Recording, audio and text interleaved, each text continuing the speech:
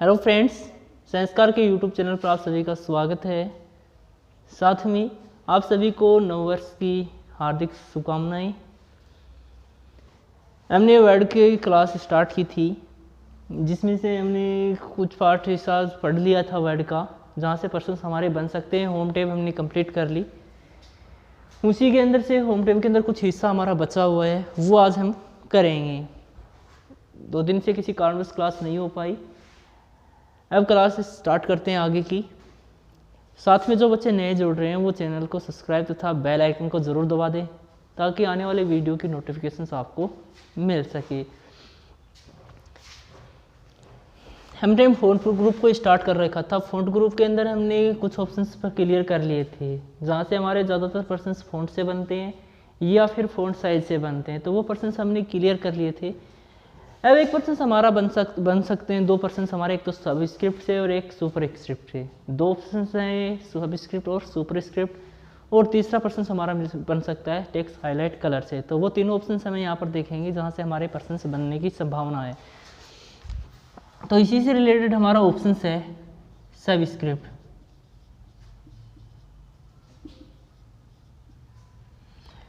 Subscript की जो shortcut होती है वो होती है हमारी कंट्रोल+ इक्वल। ये हमारी शॉर्टकट होती है, और इसका कार्य क्या होता है, किसी भी टेक्स्ट को नीचे के भाग में लिखने के लिए आप इसका यूज़ कर सकते हो। एग्जाम्पल के तौर के ऊपर हम यदि S2 के अंदर 2 लिखते हैं तो बराबर में लिखा जाता है, तो इसको इस रूप में प्रारूप में चेंज करने के लिए, मतलब 2 को नीचे लेके आने के लिए आप इसका यूज़ कर सकते हो। उसके बाद में हमारा दूसरा जो ऑप्शन हमारा आता है स्क्वायर के रूप में, यदि हमें टेक्स्ट को लिखना है, वो ऑप्शन हमारा आता है सुपर स्क्रिप्ट। सुपर स्क्रिप्ट की जो शॉर्टकट होती है वो होती है कंट्रोल+ शिफ्ट++। इसका कार्य टेक्स्ट को नीचे के भाग में भेजने के लिए है। और दूसरा जो ऑप्शन हमारा आता है, जैसे हम x2 लिखते हैं, x2 को स्क्वायर के रूप में लेके जाने के लिए आप किसका यूज कर सकते हो, सुपर स्क्रिप्ट का यूज कर सकते हो। तो दोनों ऑप्शन आ सकते हैं। टेक्स्ट को नीचे के भाग में ऐड करने के लिए सबस्क्रिप्ट, और ऊपर के भाग में ऐड करने के लिए सुपर स्क्रिप्ट का आप यूज़ कर सकते हो। शॉर्टकट पूछ सकता है कंट्रोल+ इक्वल किसकी शॉर्टकट है, या फिर कंट्रोल++ किसकी शॉर्टकट है। तो ये ध्यान में रखनी है। कंट्रोल+ इक्वल है वो सबस्क्रिप्ट की है, और कंट्रोल++ वो किसकी है, सुपर स्क्रिप्ट की शॉर्टकट है।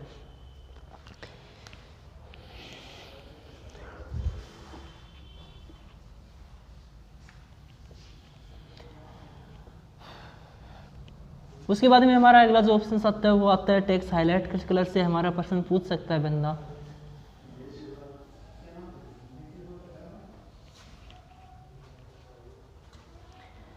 टेक्स्ट हाईलाइट कलर का ऑप्शन आता है।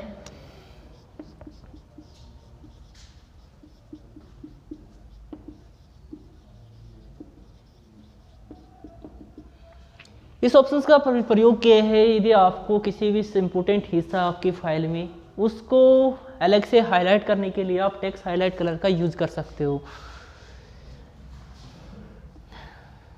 तो सिलेक्ट किए हुए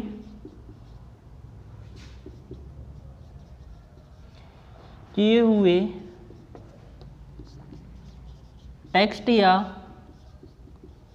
लाइन को पूरे पैराग्राफ में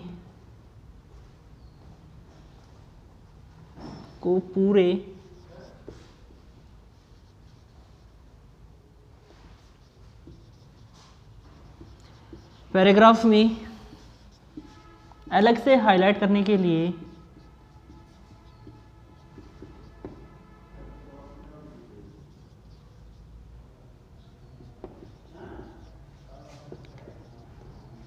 लिए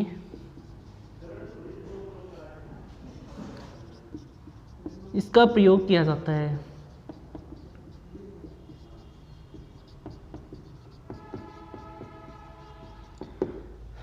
तो सिलेक्ट के पैराग्राफ में यदि आपकी कोई लाइन सेलेक्ट है या फिर कोई टेक्स्ट सेलेक्ट है, उसको अलग से हाईलाइट करने के लिए आप इसका यूज़ कर सकते हो।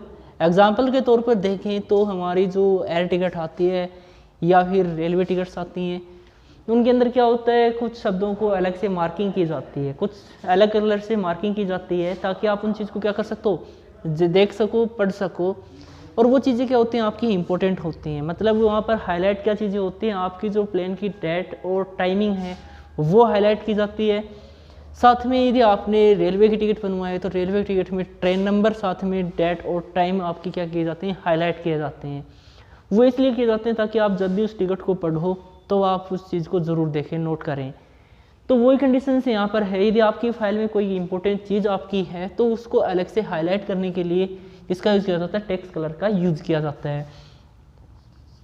इसमें एक नोट लगा कर एक बात ज़रूर याद रखना कि जब आप क्लियर फॉर्मेटिंग ऑप्शंस का यूज़ करते हो, इसी से रिलेटेड ऑप्शन है क्लियर फॉर्मेटिंग का, टेक्स्ट फॉन्ट ग्रुप से, उसका कार्य क्या है, टेक्स्ट पे की गई फॉर्मेटिंग को हटाने से है। लेकिन ये एक ऐसा ऑप्शन है जो उस ऑप्शन से नहीं हटता है।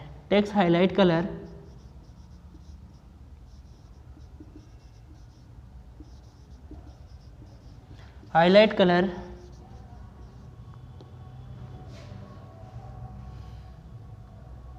कभी भी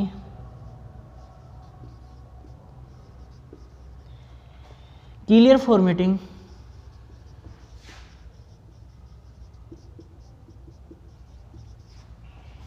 ऑप्शन से नहीं हटता।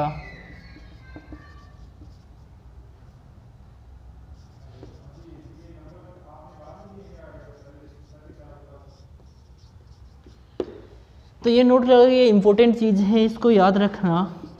यदि एग्जाम में प्रश्न आए कि ऐसा ऑप्शन कौन सा है जो क्लियर फॉर्मेटिंग से नहीं हटता है, तो अब आपका आंसर क्या होगा, क्लियर फॉर्मेटिंग का जो ऑप्शन है उसके जरिए कौन सा ऑप्शन नहीं हटता है, वो आपका टेक्स्ट हाईलाइट कलर। यदि आपने पैराग्राफ में किसी लाइन को हाईलाइट कर रखा है तो वो क्लियर फॉर्मेटिंग से नहीं हटेगा। बाकी चीज़ें आपकी हट सकती हैं, बोल्ड है, इटालिक है, अंडरलाइन है या फिर फॉन्ट कलर है, बाकी सभी चीज़ें आपकी हट सकती हैं। लेकिन एक ऑप्शन ये बचता है जो आपका नहीं हटता। इसको हटाने के लिए आपको इसको क्या करना होता है, सेलेक्ट कर उस लाइन को नो कलर करना होता है, तभी आपका ये ऑप्शन क्या होता है, हटता है फाइल में से।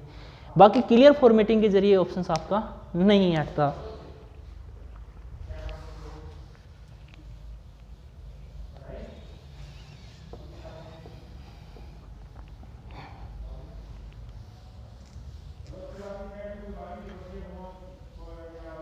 उसके बाद में इसके अंदर कुछ ऑप्शंस और आते हैं, जैसे फ़ॉन्ट कलर है, वो हम एग्ज़ाम में नहीं पूछे जाते हैं।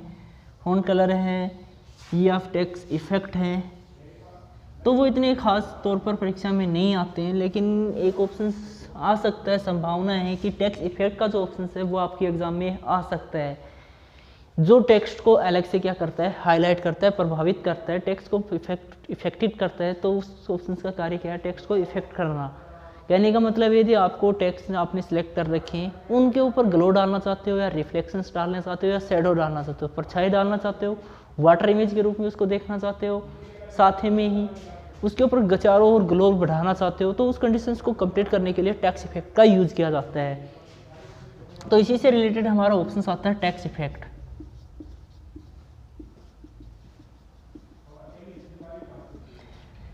सिलेक्ट किए टेक्स्ट के ऊपर को प्रभावित करने के लिए, सिलेक्ट टेक्स्ट को प्रभावित करने के लिए इसका प्रयोग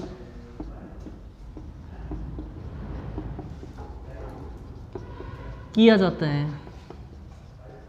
यदि इसके एग्जाम्पल देखें तो एग्जाम्पल के तौर पर आपका आता है ग्लो।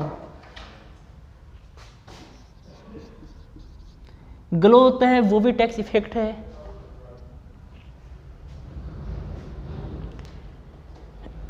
रिफ्लेक्शंस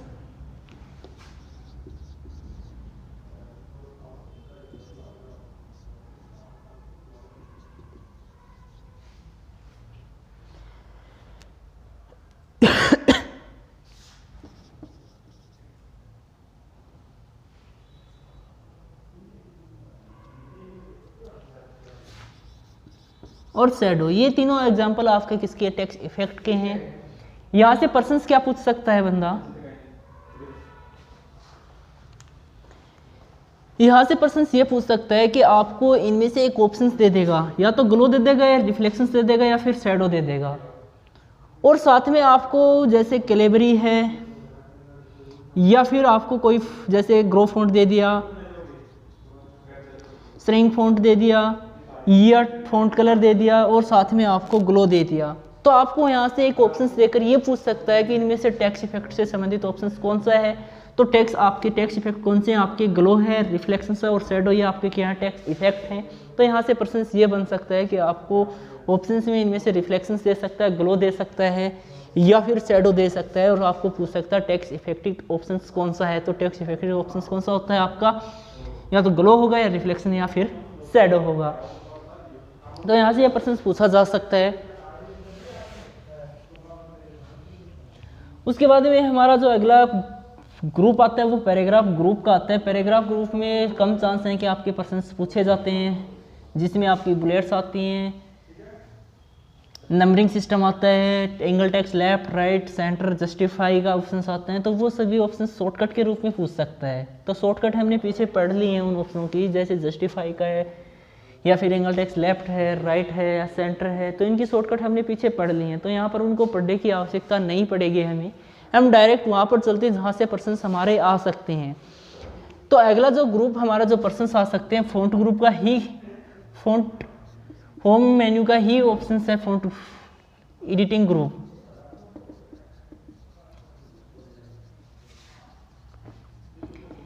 जो ग्रुप आता है वो आपका एडिटिंग ग्रुप आता है। एडिटिंग ग्रुप का जो फर्स्ट ऑप्शन आपका आता है वो फाइंड का आता है, क्योंकि यहाँ से पर्सन पूछ सकता है फाइंड से किसी भी शब्द को खोजने के लिए किस ऑप्शन का यूज किया जाता है। तो वो उस ऑप्शन का कौन सा आता है, वो फाइंड का आता है। फाइंड की शॉर्टकट होती है Ctrl+F, जिससे शॉर्टकट हमने पढ़ भी ली है ये।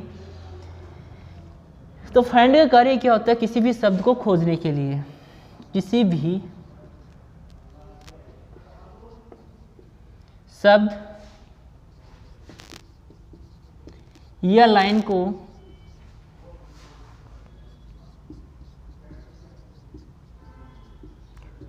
खोजने के लिए इसका प्रयोग किया जाता है।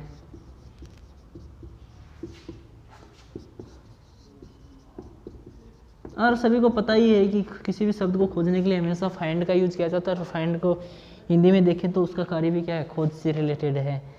तो इसकी शॉर्टकट होती है, शॉर्टकट से प्रश्न आ सकता है, डायरेक्ट आपको पूछ सकता है वह ऑप्शन कौन सा है जो किसी शब्द को खोजने के लिए प्रयुक्त होता है। तो वो ऑप्शन कौन सा होता है, आपका फाइंड का होता है। उसके बाद में अगला जो दूसरा जो ऑप्शन इसमें से आ सकता है वो आपका आता है रिफ्रेश का।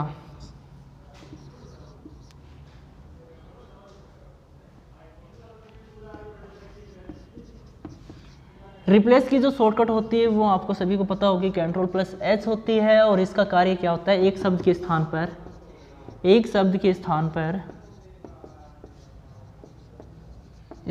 पर दूसरे शब्द को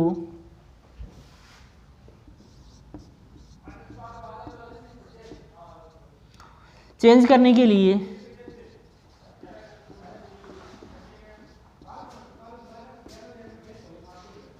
करते हैं। एक शब्द के स्थान पर यदि दूसरे शब्द को आपको चेंज करना है, उस कंडीशन में आप रिप्लेस का यूज कर सकते हो। और रिप्लेस की जो शॉर्टकट होती है वो Ctrl+H होती है। फाइंड की जो शॉर्टकट होती है Ctrl+F होती है। इन दोनों शॉर्टकट में कंफ्यूज मत हो जाना, रिप्लेस और फाइंड की में। कई बच्चे जब एग्जाम देते हैं तो वहाँ पर कंफ्यूज में चले जाते हैं कि Ctrl+H आएगा या फिर Ctrl+F आएगा। तो ऐप को ध्यान में रखो, ऐप जो आता है वो फाइंड के लिए आता है और H आता है वो किसके लिए आता है, रिप्लेस के लिए आता है। तो Ctrl+F फाइंड की होती है और Ctrl+H किसकी होती है, रिप्लेस की होती है। और उसका कार्य क्या है, एक शब्द के स्थान पर दूसरे शब्द को चेंज करने के लिए आप फाइल में इसका यूज कर सकते हो।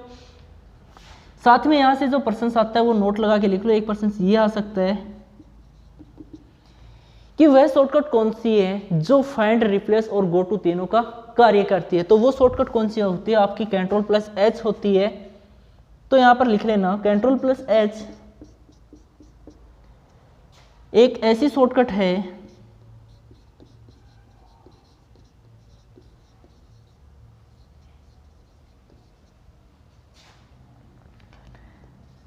जो फाइंड, रिप्लेस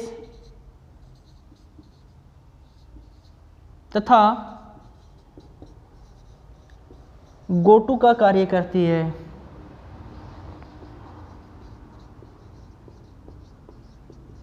तो यहाँ से प्रश्न आ सकता है और इम्पोर्टेंट है कि वह शॉर्टकट कौन सी है जो फाइंड, रिप्लेस तथा गो टू तीनों का कार्य एक साथ करती है। तो वो शॉर्टकट होती है आपकी Ctrl+H होती है। और कई बार ये प्रश्न आ भी चुका है। तो ये प्रश्न आपके यहाँ से आ सकते हैं। एडिटिंग ग्रुप में फाइंड का आ सकता है, रिप्लेस का आ सकता है, या फिर गो टू का आ सकता है। जो अगला ऑप्शन हम देखेंगे यहाँ पर, तीसरा जो ऑप्शन आता है हमारा वो गो टू का आता है। फाइल में एक स्थान से दूसरे स्थान पर पहुँचने के लिए, एक निश्चित पॉइंट पर जाने के लिए किसका यूज किया जाता है? गो टू का प्रयोग किया जाता है।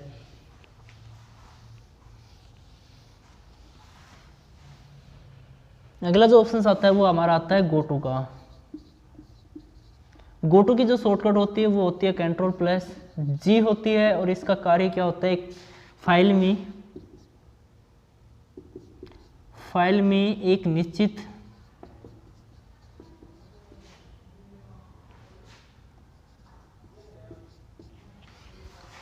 स्थान पर पहुंचने के लिए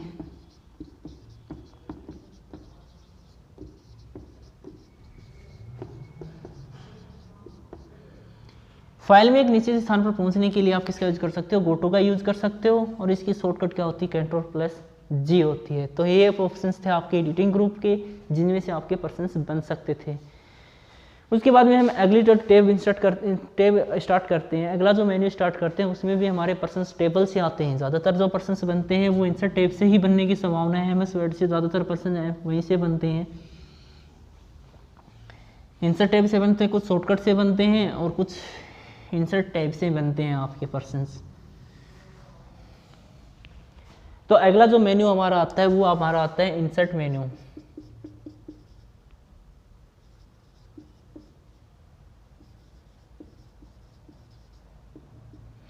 इंसर्ट मेन्यू हमारा आता है, अगला जो मेन्यू टैब आती है वो इंसर्ट मेन्यू की आती है।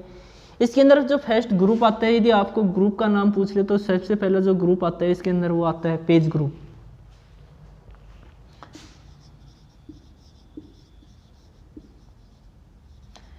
इसका जो सबसे पहला ग्रुप आता है वो पेज ग्रुप आता है। और पेज ग्रुप का जो फर्स्ट ऑप्शन आता है वो कवर पेज का आता है।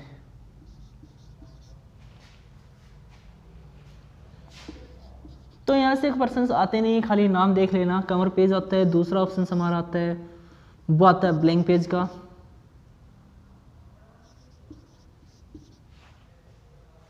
Blank page. और तीसरा ऑप्शन आता है पेज ब्रेक।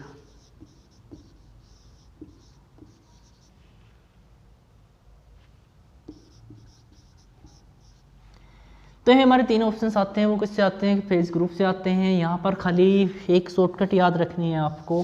पेज ब्रेक की जो शॉर्टकट कई बार पूछ लेता है, पेज ब्रेक की जो शॉर्टकट होती है वो Ctrl+Enter होती है। Ctrl+Enter की का आप यूज कर सकते हो किसके लिए? पेज ब्रेक के लिए। तो यहाँ से ये शॉर्टकट आपको याद रखनी है, ये ध्यान में रखनी है। बाकी यहाँ से कोई पर्सन आपका बनेगा नहीं इस ग्रुप से, खाली एक पेज ब्रेक से बन सकता है। संभावना है कि पेज ब्रेक से आपका पर्सन बन जाए। बाकी इस ग्रुप से कोई भी पर्सन आपका नहीं आएगा। अगला जो ग्रुप हमारा आता है वो आता है टेबल ग्रुप का।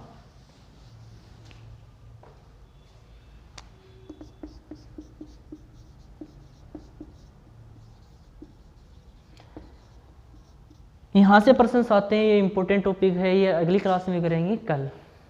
Thank you.